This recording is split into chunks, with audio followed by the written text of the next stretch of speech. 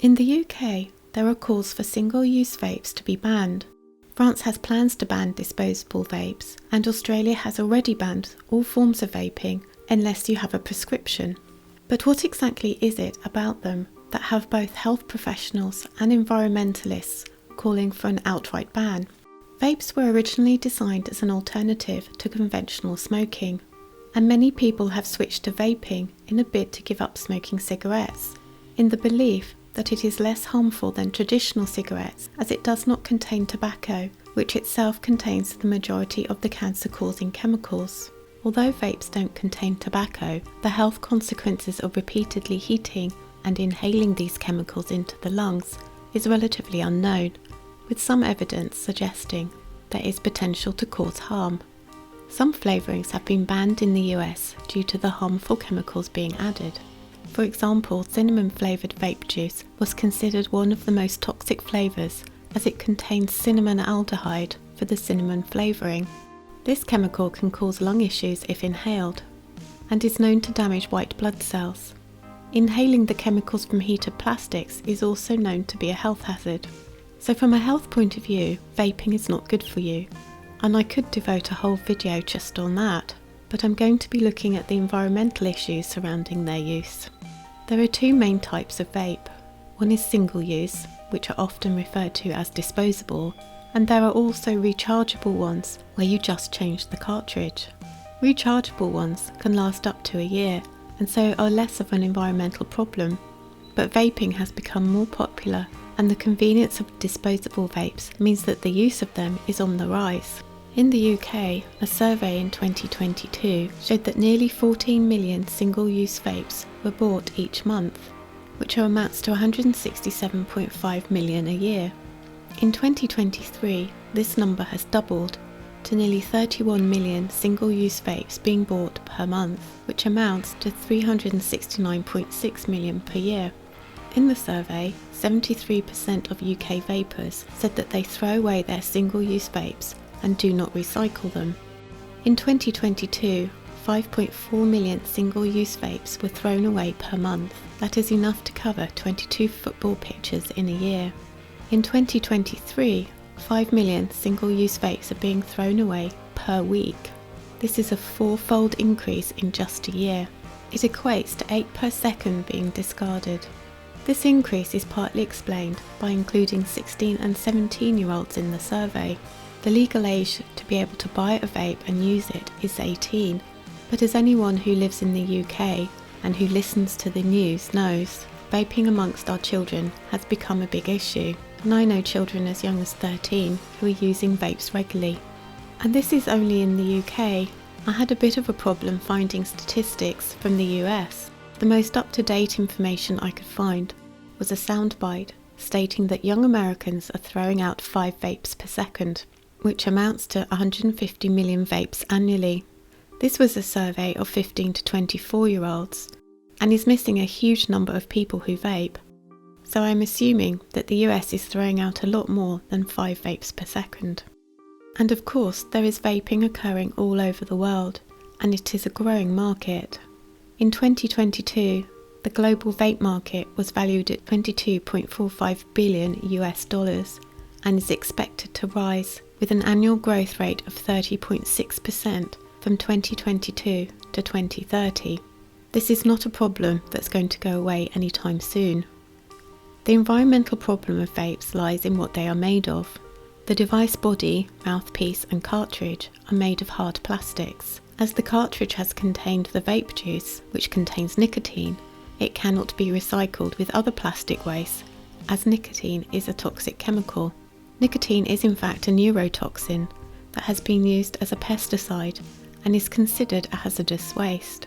Vapes also contain a circuit board which contains plastic and heavy metals such as copper. They also contain a lithium-ion battery which is used to provide the electrical current that heats a coil in the cartridge that turns the vape juice into the vapour that you inhale. It's been estimated that the amount of lithium in discarded vapes in the UK would be enough for 5,000 electric vehicle batteries. Again, that is just the UK. Goodness knows what it is worldwide. As a planet, we simply cannot keep throwing away these precious materials and not recycling them. Because of the mix of materials that vapes are made from, they need to be disposed of carefully.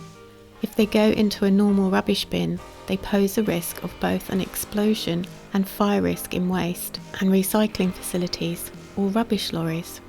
Veolia, an international waste company that collects around 1/10 of the UK's waste, says lithium batteries, including those found in vapes, cause around 1 fire a day in its facilities.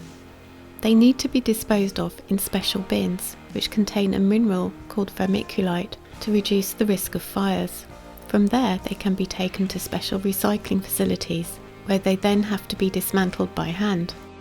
They were not designed to be easily taken apart. Disposing of vapes is a nightmare. The vaping industry has come under criticism as they have not taken any responsibility for the safe disposal of their product, and there are calls for manufacturers to make vapes reusable or to fund collection and recycling programs. In the US, many vapes are being disposed of in household trash, which, as in the UK, is starting fires in waste disposal facilities. Boulder County in Colorado is the only US jurisdiction that actively tries to recycle vape batteries and components. Because there is such a vast quantity of vapes being used by school children, in 2019, county officials began distributing bins to schools for confiscated or discarded vapes. Last year, they collected 3,500 of them. People then sort the devices by type, separating those with removable batteries for recycling.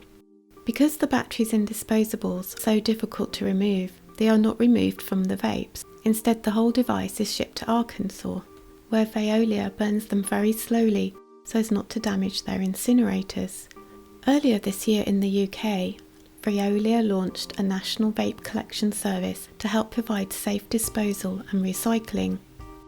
The first vape retailer to sign up is Totally Wicked. Their 154 stores will be equipped with a drop-off point for consumers to recycle their used vapes. And these drop-off points will accept any brand and any type of disposable and rechargeable vape. Veolia will collect the vapes and take them to a recycling facility to extract the valuable materials, including lithium, cobalt, nickel and manganese, and could save up to 72 tonnes of carbon emissions compared to using raw materials, as producing 1 tonne of lithium from ore produces around 9 tonnes of carbon emissions. But it is a difficult and costly job. The vape needs to be dismantled and the components segregated and cleaned before the recycling of the materials can even start. Many people do not even know that vapes can and should be recycled. A lot of education needs to be done about this. As a result, many vapes are discarded irresponsibly, just dropped on the ground or flushed down the toilet. This is a particular problem with younger vapers who are trying to hide the fact that they vape from their parents or their teachers. Once in the environment, the plastics start degrading into microplastics, and the harmful chemicals that the vapes contain, such as lithium, copper and nicotine, can leach into the environment, contaminating soil and water sources. Fish and other wildlife may ingest the plastics and risk being exposed to the toxins. These toxins can enter the food chain and cause harm to other wildlife and even humans, as we rely on the waterways for our drinking water and use lakes and rivers for leisure activities. I really can't believe that, in the UK at least, businesses must no longer supply, sell or offer certain single-use plastic items such as cutlery and plates, and yet we are still selling vapes that contain plastic along with precious materials which are not being recycled effectively. It is such a retrograde step in developing a circular economy and reaching net zero carbon emissions. There are also the health consequences to consider, and the fact that they have been marketed in such a way as to encourage young teenagers to start smoking. It really does seem to be the most ridiculous invention ever, and in my opinion, single-use vapes really should be banned. If you have enjoyed this video, then please like, subscribe and share with your like-minded friends, and don't forget to put your notifications on